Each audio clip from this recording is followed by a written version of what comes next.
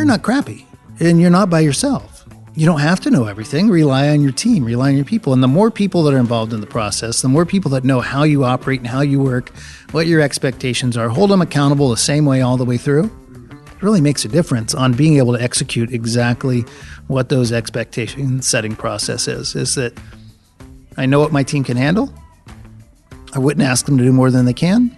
I wouldn't promise a builder more than I can do. Put that coffee down. I'm not here to waste your time, okay? I certainly hope you're not here to waste mine. So I'm gonna keep this short. Helen, we're both in sales. Let me tell you why I suck as a salesman. The most valuable commodity I know of is information. Wouldn't you agree? Coffee's for closers only. Well, hello there, friend. Welcome back to the Behind Your Back podcast with me, Bradley Hartman, founder and CEO of the Behind Your Back Sales Company. It's our mission to help you sell more, faster, at higher margins, and have more fun doing it. And on this podcast, we talk about leadership, personal productivity, time management, and the craft of selling in the construction industry. Now, this episode is brought to you by Capital One Trade Credit, and we are proud to partner with them because we believe in the core fundamentals of what they believe in. What are those? Well, it's like a beautiful Venn diagram with 4 different aspects coming together. We want to drive new sales, reduce risk, improve cash flow, and leverage technology to help you build a better business. That is what Capital One Trade Credit does. And that's why we are proud to partner with them. And I'm also proud to introduce my guest on this episode. His name is Mr. Kent Jobe, and he's the Vice President of Sales at Franklin Building Supply in the great state of Idaho. Now, Kent is one of these guests while we are having a discussion on something very specific to sales and sales teams, and largely we talk about sales confidence. And so many people in our industry, I believe, undervalue all the unique aspects of what they bring to the business, they themselves, in addition to all the differentiation that their company has. I realized halfway through, he might be the most interesting man in the world. Like he should be on a Dos Equis commercial or something. Well, what is he doing now? Well, he's the Vice President of Sales at Franklin Building Supply. He's been in the business for a long time. He owned his own home building business, so he's been there. He's done that. He understands that side of the business, and he's really passionate about training salespeople and developing confidence in them so they can deliver value first. So you're going to enjoy my conversation with Mr. Kent Jobe, Vice President of Sales at Franklin Building Supply. As always, thank you for listening. Mr. Kent Jobe, welcome to the show. How you doing today, Bradley? Never better. Had a great day. You look good. You look really good. Thank you. Well, this is audio. Oh, well, that's, I guess maybe this is, I could be lying then, couldn't I?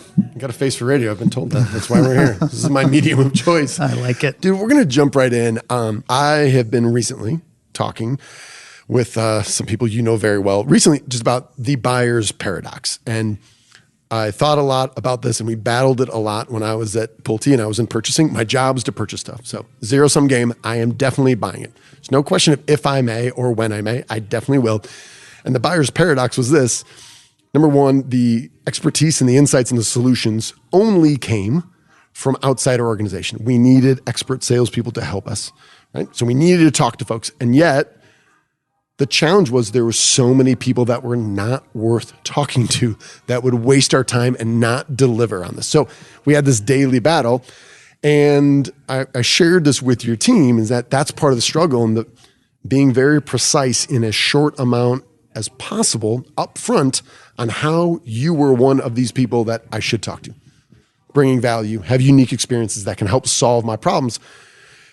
Yet we have a lot of folks we kind of found that kind of really undervalued their own unique capabilities when they have some very prolific, helpful backgrounds. Why is that? Why do salespeople often struggle from the jump, make it obvious for business owners and purchasing guys like me on all the unique capabilities that they can provide to solve my problems? You know, I think it's in sales. I think it's in a lot of other things as well. I got to admit, the insecure nature of even most of our sales guys. most people don't actually understand what they can do, and I can see it. The people that hired him in those positions can see that, but people are so worried and they don't want to fail that they almost paralyze themselves a little bit, for lack of a better word, because everybody's got a story to tell, right? Mm-hmm. But they don't think that matters because they think it's about 1,000 different parts it takes to build a house. Right. Yes. And you know what? I've been doing this a long time. I'm pretty insecure. If I had asked me, like, what's this part and piece that's going to go there? I don't know that I know everyone. I've been doing this a lot longer. I was a builder, and I don't think I know that. Right. But you don't need to know that. Mm-hmm. You know, we're a company with 700 plus employees and 45 years of experience. And there's a lot of people that can help with that. Yeah. But everybody thinks they need to know everything, which leads to this sort of insecurity that they almost can't overcome. Mm-hmm. And it's sad for me because you just watch a little light go off whenever you can pull, like, you know, that insight into what they've done in their past. Because it's not all about work. It's about, what'd you do before this? Well, I was a snowboarder for a bunch of big companies and I traveled the world and well, that's pretty interesting. Right. Well, there was two specific examples that we took away. Is one gentleman and gave good answers. And hey, we identified a problem. We have supply chain issues, and I help them, and I want to make sure we get it on time and under budget. And I'm like, yeah. Everyone knows that. And we kind of pushed them to go deeper. And one guy came back and he says, listen, I've traveled all over the world. I worked at these really intense on the spot events where you had to be ready at all times. It was with ESPN, it was with Red Bull, and it was all these things. And I was like, that's interesting. I like Red Bull. I like ESPN. Tell me more about that. And there's another guy who said, I don't know how I'm unique. You know, yeah, I'm in Idaho, but you know, I was a plumber in New York. I don't have the experience of someone else. I'm like, hold on. You were working job sites in New York and now you're working in Idaho? Is there any chance this candor and this directness and this bluntness can help you? And he's like, yeah. He's like, I'm kind of like a pit bull out here. I'm like, yo, right? And we're uncovering these things. As a coach, as a leader, as a mentor, Kent, how do you help these people to realize this? Because I can swoop in and we can do these fun games. Nothing happens unless the local sales leadership helps the people who have the talent understand they have the talent and how they can express this to help the builders, right? In some ways, I think people have to find their balance, right? Mm-hmm. You've got work and you've got your daily chores, and so does a builder. But they don't want to talk about building. There's certain expectations they have of what should happen and what shouldn't happen. If they have to actually babysit you about the things that should be automatic, like on time and in full, and accuracy of delivery, and does it show up on the day? But they shouldn't have to worry about whether you call them back and whether they can trust you. Mm-hmm. Because what it really comes down to is building trust with people, right? And people think it's just like, oh, it's what you know about this. It's not. Right. More of it's about the relationship and where people are going with balance in their lives. And you know what? People like interesting people. Right. I mean, we talked to a guy that was built a log cabin with his dad when he was 12 years old and used to be a furrier. I didn't know that today. I thought it was great. And it mattered. I made the joke about, I don't know what being a furrier means. I don't know if you're skinning squirrels or what goes in there, but I'm interested. Exactly. Where I come from, that doesn't happen. Like, tell me more about that. And I don't know the labor laws in the log cabin building business, but sounds cool. And right? I'm sure there'd be some builders he would get in front of that wouldn't find that only want nuts and bolts. Right. I myself probably wouldn't be the best sales rep for them, because for me, it's about the relationship, about as much work, but I really like to work with people that have a capacity to become my friend, right? Because you know why? Because I treat their business like it's my own. I teach all of our sales guys, like, do you care? Now, if you care and it doesn't come across, we have a problem, because you can't really build trust with a person, because all the builder wants to know, all any customer wants to know is that you're in it as much as they are. And when you find somebody that's in it as much as you are, man, that is priceless. Yep. You usually employ those people. Mm-hmm. And when you have somebody that is just giving you that almost for free, I mean, it's worth more. And guys, they really don't put any value on what they're doing and saying. It's not the knowledge, it's the trust. It's the the time I get to spend and actually have fun building houses with you. Right. Knowing that you are going to do everything you can and that you care about every single move we make together, and that you're not going to let me hang out on a vine waiting on information. You're going to call me back. You're going to, I don't know how you say that thing every time and get it right, because I'd say it different, but just do what you say you're going to do. Dwisiagdity? Yeah, that thing. I don't know. Part 4. 4.4 in the book. I'll practice that one if we ever do this again. You're going to do. Yeah. Yeah, that's beautiful. Just a quick thanks to one of our sponsors, and we'll get right back to the show. One size fits all doesn't work in LBM. Not with custom orders, and especially not with your credit management. Capital One Trade Credit offers a seamless end-to-end B2B credit management and AR automation solution customized for your unique needs. That's right, just for you. You decide on the terms, billing, and servicing that works best for your customers. 30, 60, 90-day terms, or revolving payments, and flexible credit lines. With Capital One Trade Credit, you're in control. One size fits all? I don't think so. Grow sales, reduce risk, customize your way. That's Capital One Trade Credit. Credit approval required. Terms and conditions apply. Hey, you said something the other day, and I'd like you to go into it. I hadn't planned on bringing this up, but I think it was really powerful. You had talked about 3 different potential ways that you can go about life. You can just do what you say you're going to do. You can underpromise and overdeliver, and you can overpromise and underdeliver. So right off the bat, let's use our heads. We're going to cross off one of those. Let's not overpromise and underdeliver. That sounds like a dumb thing to do, and it is. All right. So when you said, which one of these do we want to do? Do you want to just do what you say you're going to do? Or do you want to underpromise and overdeliver? Now, I literally, in my book, 6 or 7 years ago when it came out, Dwisiagdity is a terrible, ridiculous acronym that people shouldn't be able to pronounce unless you've worked out the phonetics and printed a book in it. Do what you say you are going to do. I wrote that. And yet I'm sitting there and I'm thinking, yeah, you probably want to defer to underpromising and over-delivering. I can't stop thinking about it since you said it and you walk through. Why is that a bad thing? People expect something. When you start building crutches, which is what I think people are doing whenever they're underpromising, they want to make themselves the hero without without the hard work, right? And it's really important because it's not your job site. It's not about what's best for you and what's easiest for you. And it's always shocking to me as we did that exercise how almost everybody defaults to easy. And I asked a couple of weeks ago, I was teaching that class, and I had somebody, and it might be the first time anybody's ever. I said, so how come, if that's the right answer, how come nobody does it? And one girl said, because it's hard. It's really hard. Because you know why? Because you have to involve more people than yourself. I have to count on a driver. I have to count on dispatch. I have to count on people caring about that job. Now, not does the builder just have to care that I care about as much of that job as he does. I need to believe that my driver does. The guy building that load cares as much as I do.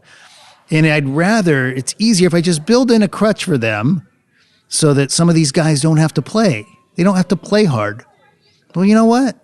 That's what separates you, right? When you get into the nuts and bolts and you can actually perform, that's when the magic happens. And that's when the entire team, when everybody feels like they're in that team and they know they're not on the spot, they're just being asked, like, what can you do? Don't tell me what, because if all of a sudden I've got 4 people in my chain that have done the same thing that I did, which was underpromise and overdeliver, I've got an awful lot of excess space because 4 people have done exactly that. So every time I'm building 20% error factor in, and then I'm building 20% more error factor, and those compound, and it gets, all of a sudden everybody starts building crutches. Now the builder has to start building crutches, and now it goes the other way.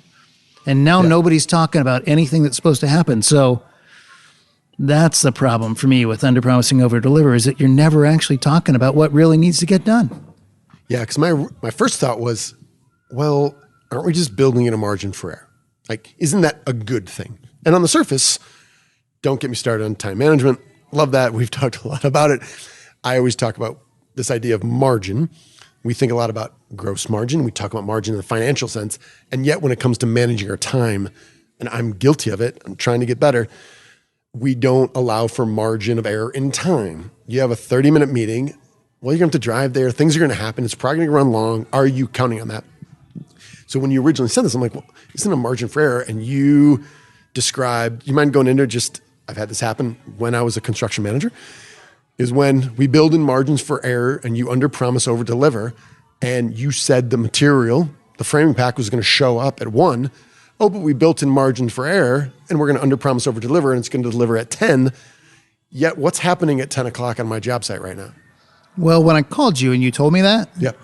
I told you, 1 o'clock, that's when you promised, and you think you're going to over-deliver. But in the meantime, my concrete guy called me and says, hey, I've got a space tomorrow morning. Can I come in and finish that flat work?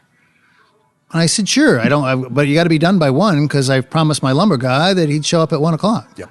And so I get a call at probably 11 o'clock, 10:30. Hey, my lumber guys are out there trying to deliver, and you got concrete guys everywhere. I was like, take it back. Take it back. Well, I mean, you told me, are they going to be done? Yeah, these concrete guys are almost done. So at the lumberyard, we had to take the lumberyard back. My builder's discouraged because all of a sudden I didn't do what I said I was going to do. Mm-hmm. My team didn't decide I was going to do because nobody knew what the real expectations were anymore. Yeah. You get into, nobody's trying to lie.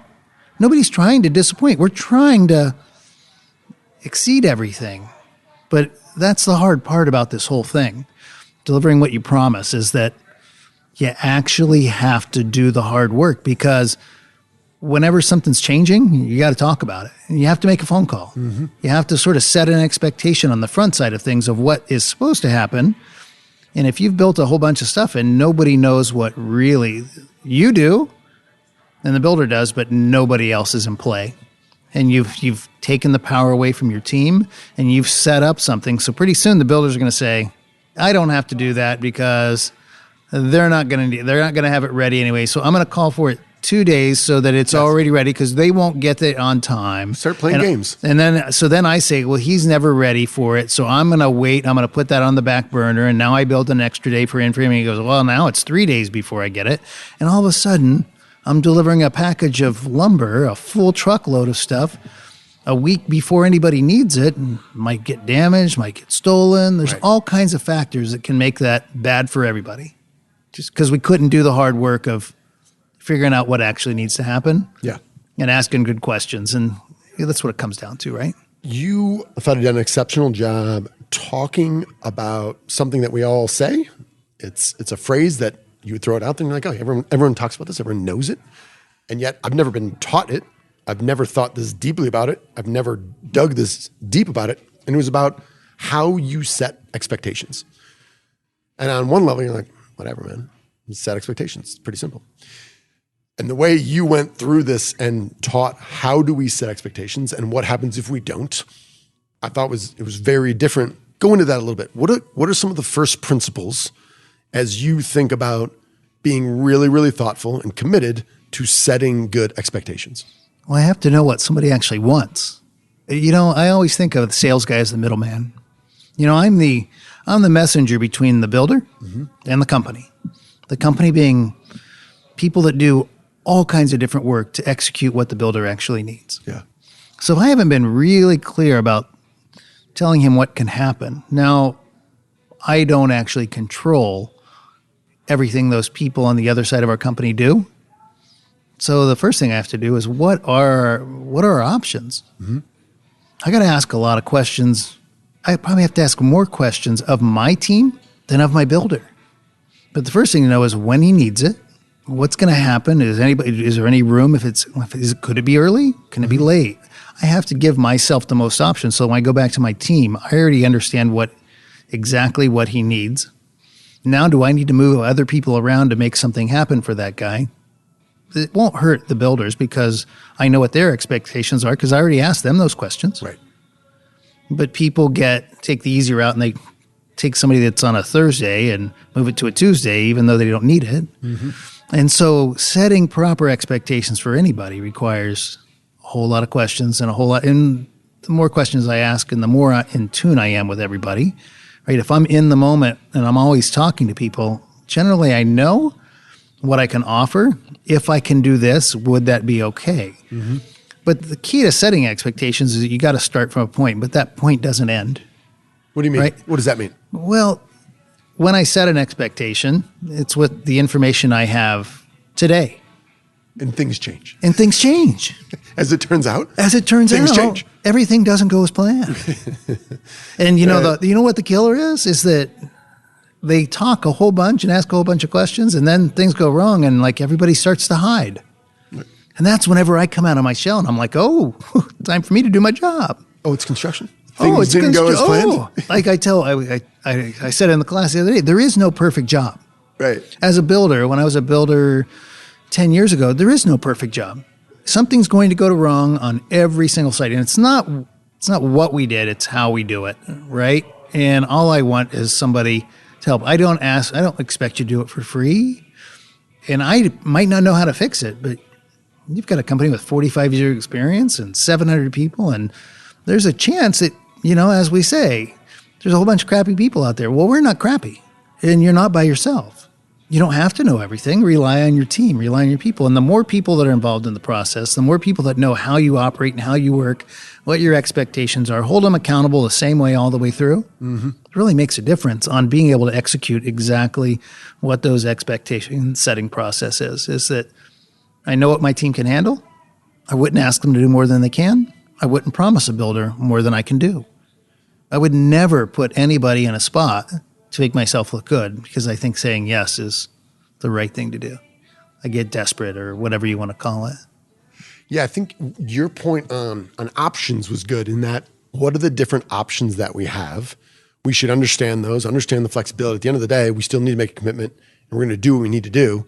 We're going to deliver on what we said we're going to do. And yet, if I know these different options and we've planned for these, then we have more flexibility. We have already been somewhat proactive. And we would often talk about at Pulte this idea of regression to the mean. And you would have a few magical days every now and then where you're looking around and you're like, this is the best job in the world. We're building homes for people. And things are working. They're going the way they're supposed to plan. Everyone's on schedule. And someone would say, if you're having these days, you know it's going to happen.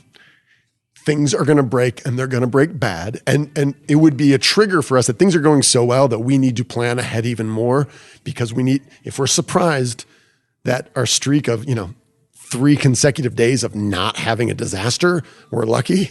Something's going to happen because that's construction and there's people and there's parts and pieces. And this was in the good old days. There was no supply chain issues, right?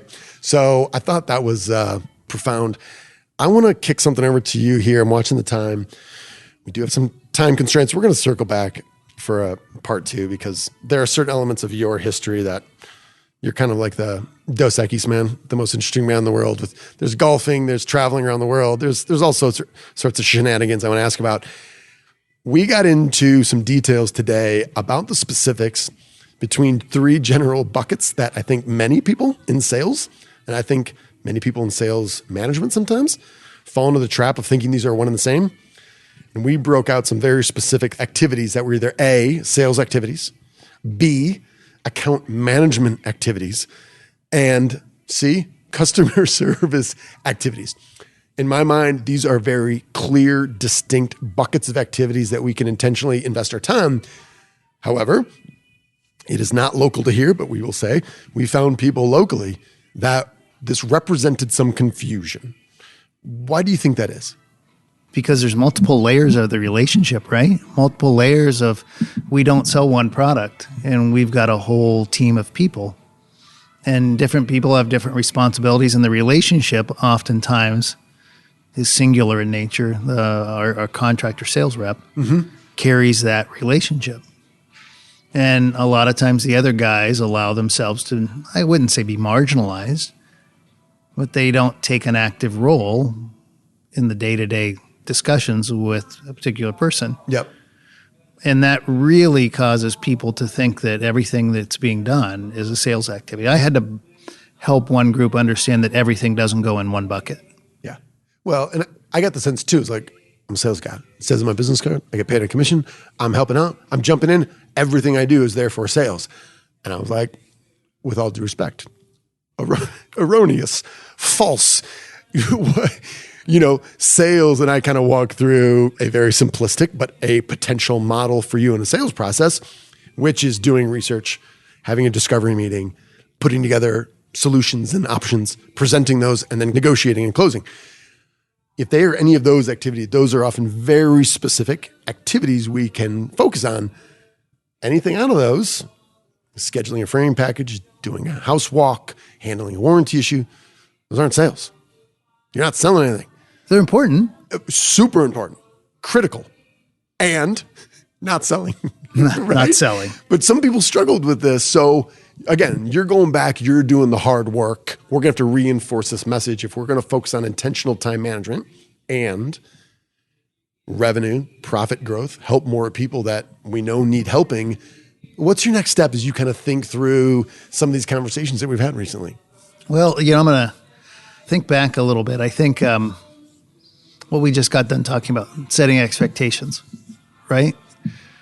To me, and I talked about it in my class, is that setting expectations is the sale. That is what the customer's expecting. At the end, you've told him what to expect. Yeah. And you've got to deliver on that, right? And if you're not involved in that process, it gets really hard. You got to I call it telephone booth. Mm-hmm. Right. Well, what I heard is different than what the builder heard, which is different than what the next guy down the chain, the next guy down. Pretty soon, nobody's talking about the right things. Right. Now, a history allows us to make better assumptions of where this. So that research, that asking questions and knowing the options of what the builders are, to me, that's sort of the research, right? And the expectation setting. But if I was going to work with people, boy, there's so much, because I think getting people to understand the value they bring, the self-discovery, the light going off so many times because people don't believe in themselves. I'm going to encourage these guys that I'm going to ask them why. I'm going to ask the next 3 months, I'm going to be asking them why, not for my benefit. I know why things should be done.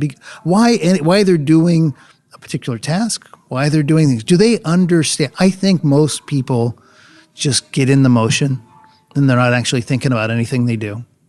They're solving problems. Problems are coming 100 miles an hour. There's always new stress and pressure, and they're just kind of checking items and putting out fires and moving on. And before you know it, it was 8 a.m. and then it was 5 p.m. and Monday became Tuesday, and Tuesday did anything came to Friday. change? Right. Nothing changed. Right. It's just more of the same. And you know what? I don't think I'd want to live my life like that. No. I've never lived my life like that. I always tell people the best part of my job is solving the puzzle. In my current job, it's like solving the puzzle of helping my sales guys really reach their potential and understand why they're doing what they're doing. Mm-hmm. Just the same as understanding why a builder needs what he does. It's like solving the puzzle, how to make that happen when nobody else can do it. If you can do that as a sales guy, I don't care what you're selling. Yeah. If you can solve a problem, and I always like I said, I liken it to a puzzle, because the more complex the puzzle is, the more I like it. So most puzzles are pretty simple.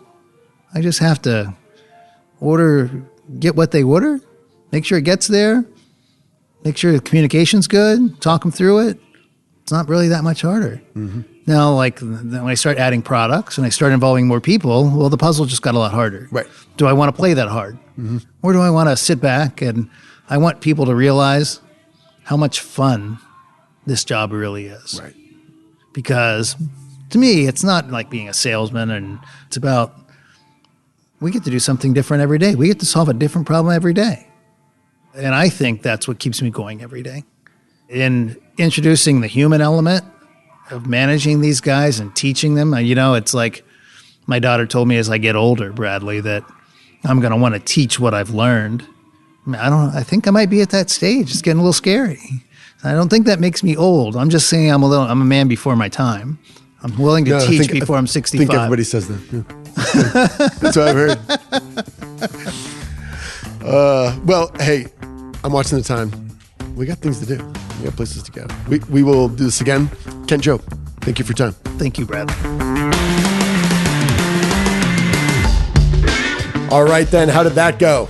I did not overpromise and underdeliver, did I? Well, actually, I didn't do a whole hell of a lot. I tried to ask him decent questions, and Kent Jobe did the caring on this episode. So thanks to Kent Jobe. Hopefully you took at least one or two things away that you can apply. And it is my commitment to you that sooner or later, we will have Kent Jobe back. I need to hear more about this Alaskan fishing gambit, whatever the hell's going on there. I want to learn more. There's got to be some interesting stories there. So I want this to be the best podcast you listen to. If you have recommendations for improvements, suggestions for topics, or guests, do not hesitate to reach out to me directly at bradley@behindyourbacksales.com. And if you are interested, or you may be interested in learning more about what we are calling the OSR Academy, Outside Sales Rep Academy, it's going to be an 18-month development program to take inside sales professionals or maybe purchasing folks, basically non-salespeople, in over 18 months, online and off, in a coordinated effort with me personally and with local management on the ground giving feedback and coaching. We are going to go over 18 months and help people prepare for a role in outside sales. If you are interested in that and you are interested in being part of the cohort or simply learning more, again, email me directly at bradley@behindyourbacksales.com. That is happening, and more details to come, but we are really excited about it. And this is just a recognized need. We've been talking about this with several of our clients for several years, and we're going to do something about it, and we're going to do it together. So if you want to learn more, do not hesitate to email me directly. Also, I want to thank our sponsor, Capital One Trade Credit.